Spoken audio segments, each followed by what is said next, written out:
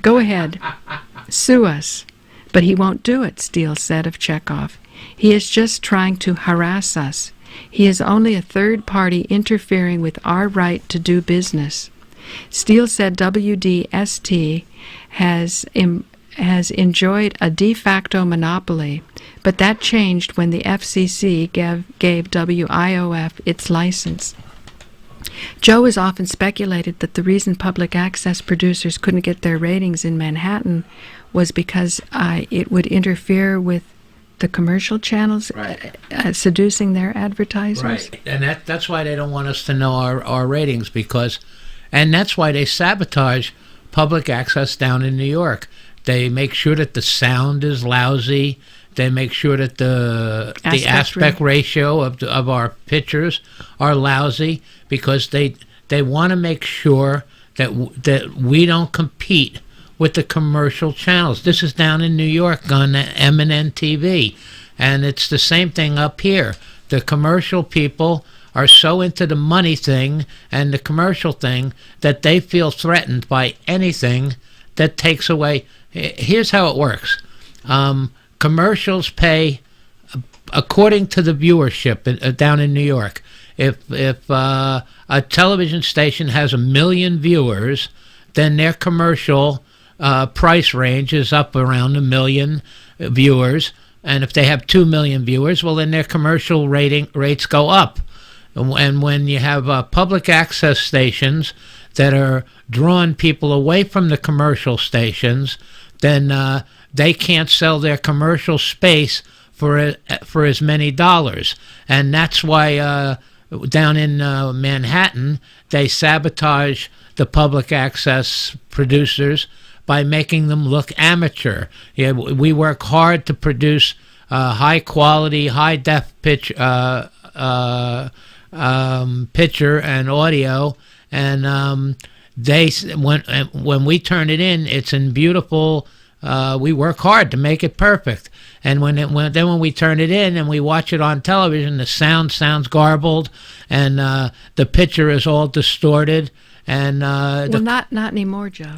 Since we've been complaining, they've been straightening up. But a few months ago, they did right. that. But they're still doing it to other producers. I know. You know, they're a little afraid of us because we know law, and we're not afraid to take them on. But they're still doing it to other producers.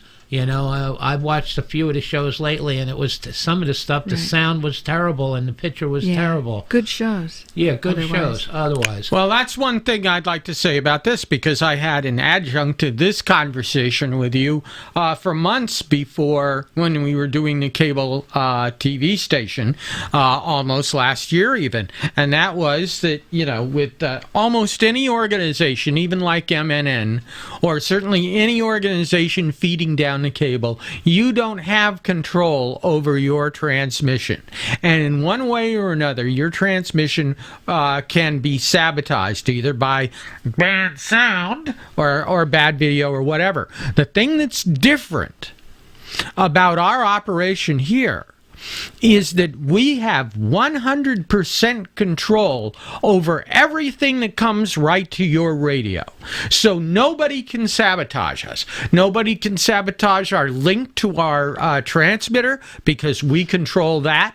Nobody can sabotage our audio, because we control that. And if the audio incoming is bad, we can make it sound better.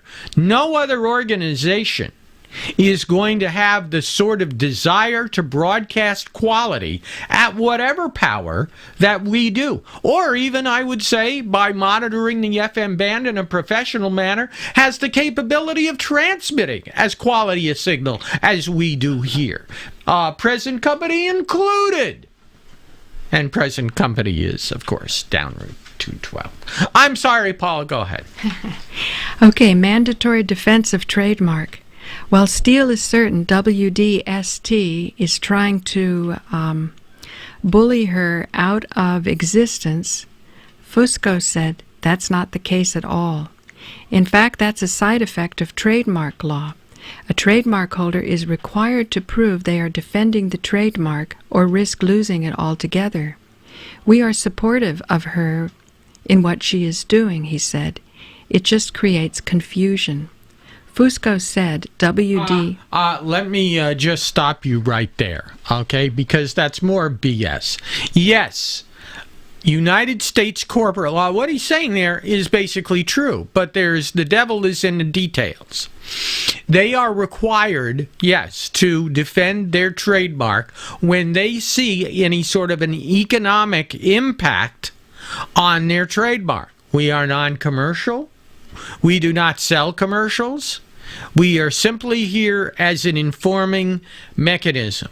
They do have a right, as any trademark holder has the right, to issue a memo that says, in this and only this case, because of the non-commercial nature of the use and the tenuous claim that we would have to make a claim against the name Woodstock 104, we do not feel it is in our best interest or our mutual best interest to pursue this hostile action, and thus we grant one-time only exception to Woodstock 104 to use the name Woodstock as in the community, recognizing that name is not trademarkable. Let me jump in. I disagree with you saying they grant. They don't have... You don't need a grant from them to use Woodstock 104. No, I know we don't. All I'm saying is they have the right to say that they're not going to pursue it, and then they've made a conscious decision to allow whatever the issue is that's going on that they find questionable. This is all their choice. This is what I'm saying. This is all their choice, and they have the right to drop it at any time. They are simply being belligerent and bullies. Okay. Fusco said WDST is not some big corporate station that is trying to squash the little guy.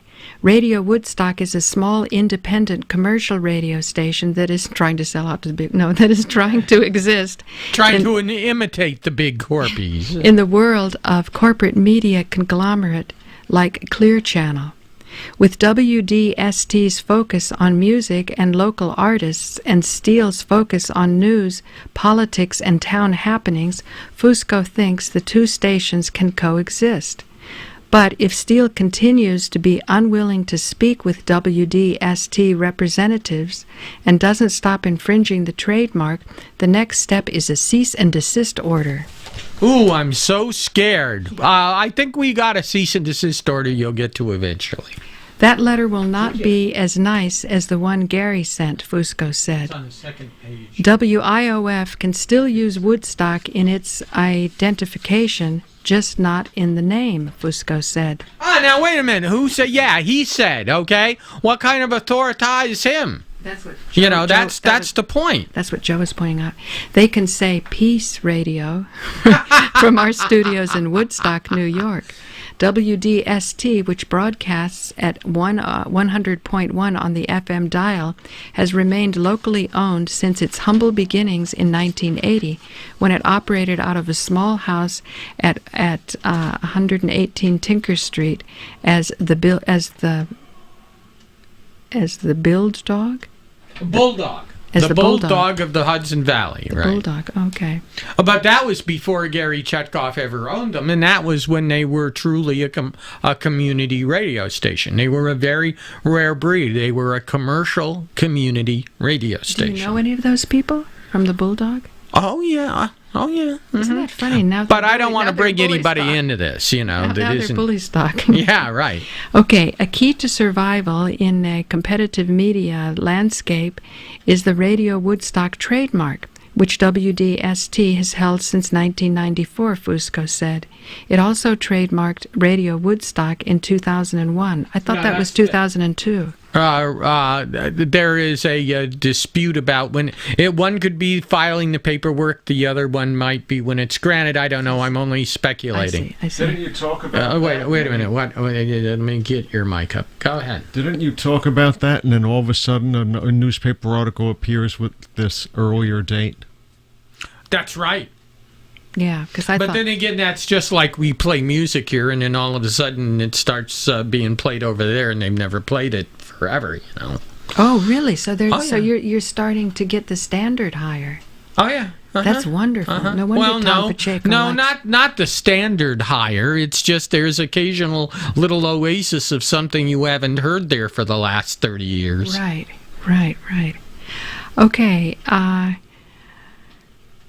what do we have that differentiates us is the Woodstock name, Fusco says. The big media companies can undercut us with advertising rates. There's so much that they can do.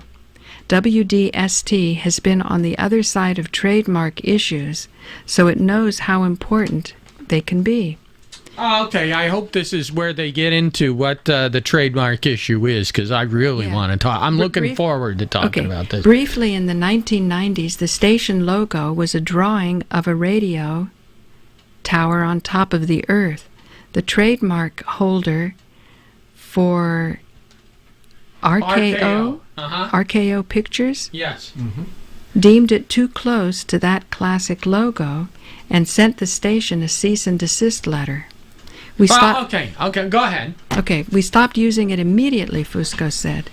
Now, let's diagram that sentence there, okay? Let's go back to like fifth grade. They were using a logo, and I remember this. I thought it was kind of cute. That had, if you remember, the old RKO radio pictures from the 1940s and 50s had the northern hemisphere of a globe that looked like it was supposed to be Earth, and it was spinning around, and over it had a old-fashioned Eiffel Tower style radio tower with the lightning bolts coming out of it, and it said an RKO radio picture. So DST back then decided to do kind of a little satire or an homage to that trademark and put their WDST, whatever they said on top of it. Now that's where somebody is doing a satire, or in music it might be called a sample, and they decided to do that, and then they got a letter from the copyright owner that this logo with a radio tower over the planet infringed on the concept of the old RKO radio logo. I mean, it was a stupid move to begin with if you haven't attained the rights first. So, of course, they stopped doing it. That is absolutely not comparable for them trying to tell us that we cannot use the name of the town in the name of our radio station. They cannot trademark that. That's restraint of trade. And what you saw there, what you just read there, is called subterfuge. Right. I don't even know what RKO is. It was a big movie house. They had a lot of those big ornate theaters, and they made movies. They started out as radio, RKO Radio. What does it mean? And then RKO? It became movies. It means Robert Keith Organization, RKO, and it was established, I think, back in the 1930s, and they were one of the preeminent movie houses that also had theaters, had its own chain of theaters, so it could make its movies, and they would be shown in these velvet red and gold lame Art Deco houses all over the country. Wow. There was one in Flushing. There was one in downtown Brooklyn. It's just been recently restored, and in Manhattan. Yeah. So they took their logo from a radio logo to movie houses, even though they weren't broadcasting the movies? No, it started out as a radio logo. And They originally started out as radio. Then when they started making pictures, they started calling it RKO Radio Pictures. Right. Later, it simply became RKO. I see, okay. So anyway, they stopped using it, and WDST has made suggestions for WIOF's name, but has gotten no response. Let them tell us how we have to name our station. Hippie Who radio. the hell? I don't care what it is. Who the hell gave them the right to tell us what we call our radio station? Hippie radio station. Oh my God, why didn't we think of that? That's great. Oh, man, I am a dunce. Okay. Okay, Fusco said Steele had left nasty messages Yeah.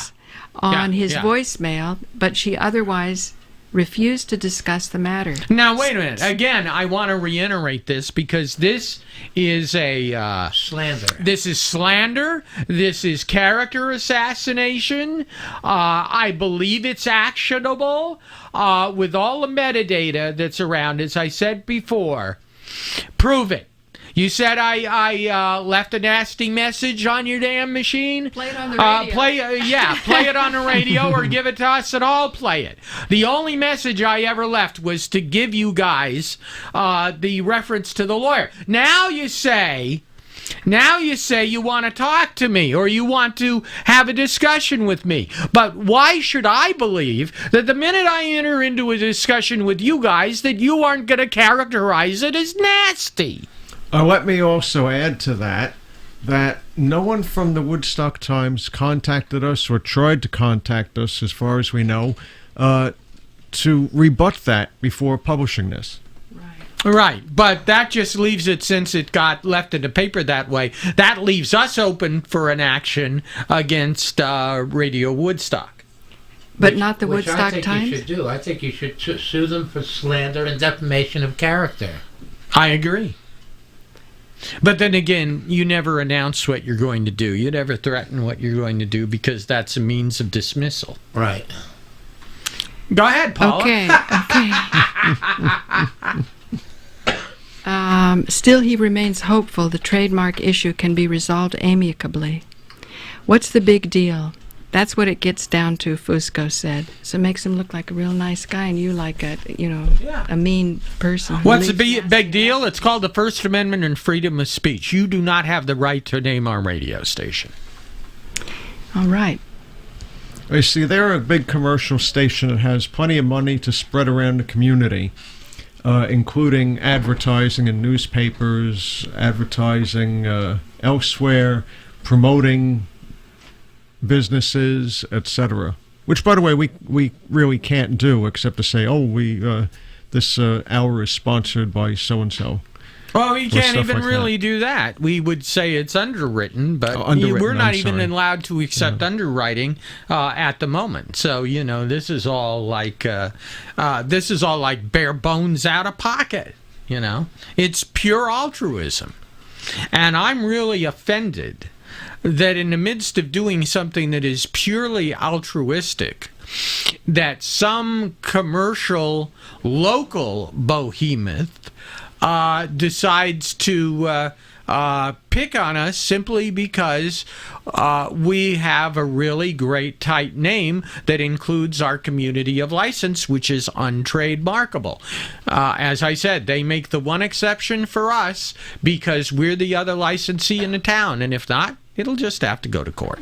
And if they do make that exception for us, and they contact the town board, this is just by way of showing their good faith, that they withdraw their claim of trademark infringement and are going to, on a one-time or one-case basis, allow us as the other broadcaster in Woodstock to call ourselves without threatening us, then I will meet with them. I hate to hear you say allow us. They don't have the authority or the right to allow you to anything. Or to We have the right. Or to attempt And to they're disallow infringing us. on it. Right. All right. Right. Or to make an attempt to disallow us. Right. Okay, I'll go along with that. If they agree to stop infringing on our right that we have. And you can tell that the sentiment in this room, where 2/3 of the board of the station are represented, is very radical against any compromise on this issue. So, let's see. That's what you need to team up little guys to get against big guys, because what Clear Channels is doing and Cumulus, it's part of a kind of an acceptance that's going throughout the country of the unacceptable. On Monday, we're going to read some and present some amazing information that has to do really ultimately with consent. Somebody was pulled over by the police and they asked her for her social security number, where she went to school. All of these things were out of line. And then somebody got an outrageous letter, not just from the landlord, but it seems as though some sheriff's departments, it looks like some rogue element is teaming up. And the legal aid attorney said she'd never seen such a thing. There's a paragraph. We're going to go into that on Monday. But I'm saying all the more reason that we need a pure voice of the community to be able to reach each other. Mm-hmm. And I'd like to jump in. If you look at right now, I'm going to do politics, but I'm going to come around to radio. If we look right now, politics from the top, from all the way from Washington, is corrupt. Then it goes to the state governments; it's corrupt. Then it comes down to the county governments, and they're corrupt. And then it comes down to the towns, and they're corrupt. It's like corruption just keeps going down. The same thing where Cumulus and this other big radio station is a bully, and they're trying to bully Woodstock WDST, and Woodstock WDST is passing the bully down to Woodstock 104. That's right. You know, it's That's the right. same. It's the same thing. It's corruption, and it just gets pushed down until the people. Like Paula was just saying, a friend of ours was pulled over by a police officer who not only wanted her driver's license, but wanted her social security card, which is not supposed to be a form of ID, right? They tell you not even to carry it. Right. It used to be the Yeah. police would say, oh, if you don't want your identity stolen, don't carry your social security number Right. or card. And they wanted to know what school she went to and where she worked. You know, this is Joe wasn't there to say, Harvard Law School. yeah, that's what I said she should have said when they said, what school did you go to? She should have said Harvard Law School.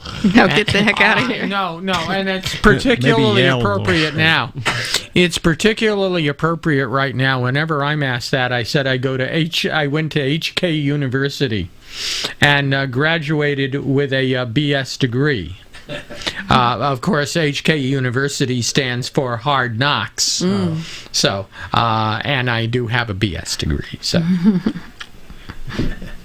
But at the same time, that's a form of commodification too. It always has been.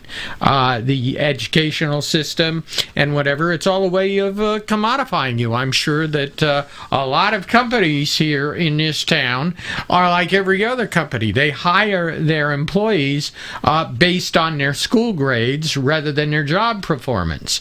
And the sort of result that you get are people that will give you a hamburger for $11 and forget to put a bun on it.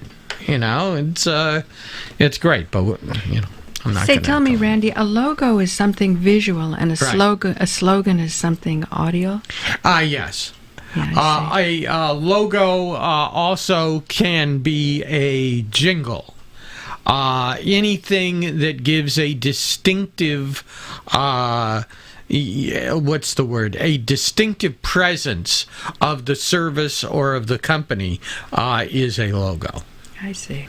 Do you want me to read this other one? Or Yes. Okay, the radio stations and slogan dispute. That one. Sure. Okay. Town board members do not expect to use not-for-profit radio station WIOF as background filler between public access television programs until a trademark dispute is settled that has commercial station WDST claiming foul over the use of the town's name. Supervisor Jeremy Wilbur, during a telephone interview Wednesday, said the use of Woodstock 104 by WIOF is being protested by WDST as an infringement on the Radio Woodstock and Woodstock Radio identifiers. We're just going to step back and let the two Radio Woodstocks come to some sort of... Now, I know. wait. Okay, carefully read that again. Yeah, I know. And I'd like to say, Jeremy's a wimp who should take your back on this, since Jeremy should know you can't trademark the town's name. I asked him that a specific question, and you know what? He said, I don't know that. I'm not a copyright attorney, and I'm not going to pay a copyright attorney for the town to tell me that, and anything that your attorney says is not law. You got to go to court and resolve it, and then we'll talk about it. That's what he said to me. On Monday, we're going to read what he says about Cooper Lake, but that's for Monday. Politician. Okay, we're just going to step back and let the two radio Woodstocks come to some sort of meeting of the minds. And Okay, wait, there. Wait. The two radio Woodstocks? Now, I spoke with Jeremy about this specifically, and he says he would not be specific as to whether he said it or not. But instead, he started impugning the reputation of the newspaper you're reading from, of the Daily Freeman, complaining that they never quote him correctly. So who knows what the thing is. But I don't think he meant to say. But here's the deal. They have the trademark on Woodstock Radio. So if Jeremy Wilbur had said what he should have been, and we're just going to sit back and let the two Woodstock radio stations battle it get out, he still would have been dealing with their copyright issue. This is the confusion that their own copyrights make. They decided to trademark Radio Woodstock. So we have somebody in here doing a show, and they know they're not supposed to say Radio Woodstock, but they've never promoted that they have Woodstock Radio. We knew it, so we would repeatedly have people in here saying that it's Woodstock Radio, this is Woodstock Radio, and I would say, no!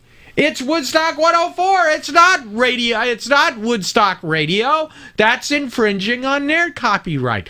God damn it. I defended their freaking trademark, and this is what I get for it. And I got it in the You actually did that with me. A couple times I said that this was Woodstock 104 Radio. And I was... And you corrected me on that. Yeah. And on a couple times until I finally got it straight. Defending their trademark, because when you take the common word of radio and you take a trademark with that before and after the name of the town in order to try to make a donut around the town so that nobody else can do it. I mean, that's with all due respect. It's like That's a stupid way of doing copyright. But you know what? If they had said, for the exclusive purposes of using the name Woodstock with radio, if they had ever said that, you know what would have happened? Their trademark request would have been turned down. Because, again, you cannot... So this is a backhanded effort in the beginning to enforce something that is unenforceable under copyright law. It's comparable to the United States of America Corporation copywriting the word federal.